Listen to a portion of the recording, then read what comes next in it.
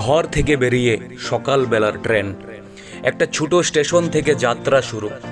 ব্যাগে কয়েকটা জামা কাপড়, এক বোতল জল আর একটু অফুরন্ত সময়। যান্ত্রিক জীবনের শব্দগুলো পেছনে ফেলে ট্রেন যখন ধীরে ধীরে গতি নিল, মনে হলো আজ একটা অন্যরকম দিন হবে।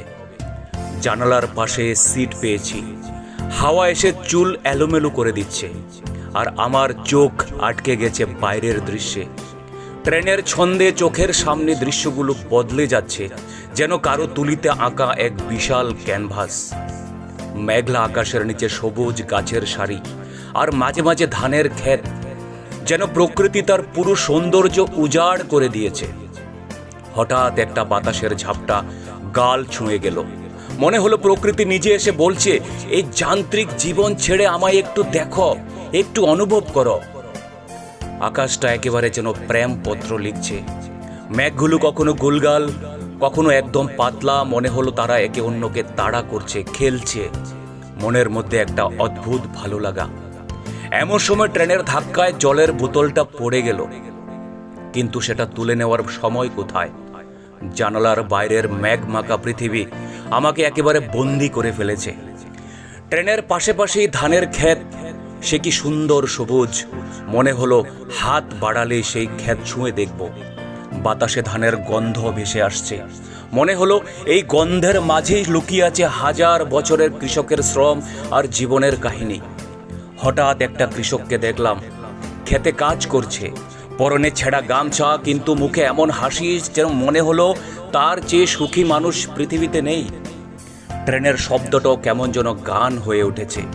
ধুন্ধুমার ব্যস্ততা ভুলে এখানে যেন সময় থেমে গেছে।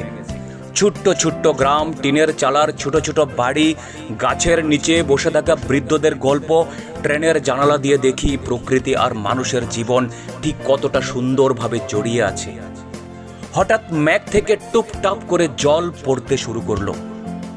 জানালা দিয়ে বৃষ্টির ফোঁটাগুলো আমায় যেন মিষ্টি চুমু দিচ্ছে। আমার হাতের আঙুল দিয়ে সেই ফোঁটা মুছতে গিয়ে আবার নতুন করে ধরা পড়লাম প্রকৃতির প্রেমে। একটা ছোট স্টেশনে ট্রেন থামলো। প্ল্যাটফর্মে কিছু ছেলেপুলে খেলছে, একজন পেঁপে বিক্রি করছে, আর গরম ভাপা পিঠার গন্ধ নাকে এসে লাগলো। ট্রেনের জানালায় একজন হাত বাড়িয়ে চা দিতেই আমি এক কাপ নিয়ে বললাম, দাদা, চা নিয়ে কোনোদিন এত সুখ পাইনি। আবার ট্রেন ছুটে চলল। ধীরে ধীরে দিনের আলো ফিকে হয়ে আসছে, আর আমি ভাবছি এই যাত্রাটা যদি কখনো শেষ না হতো। জানালার বাইরে এই দৃশ্যগুলো আমার চোখে নয়, যেন মনে গেঁথে যাচ্ছে। এই ট্রেন যাত্রা আমাকে মনে করিয়ে দিল, জীবন শুধু কাজ নয়, মাঝে মাঝে নিজেকে এই প্রকৃতির মাঝে হারিয়ে ফেলতে হয়।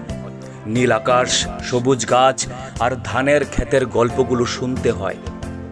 হয়তো এই ছোট্ট মুহূর্তগুলোই জীবনের সবচেয়ে বড় আনন্দের উৎস। প্রিয় বন্ধু, তুমি কবে বেরিয়ে পড়ছো এমন এক যাত্রায়? জানালার পাশের সিটে বসে তুমি খুঁজে পাবে তোমার অচিন দেশ।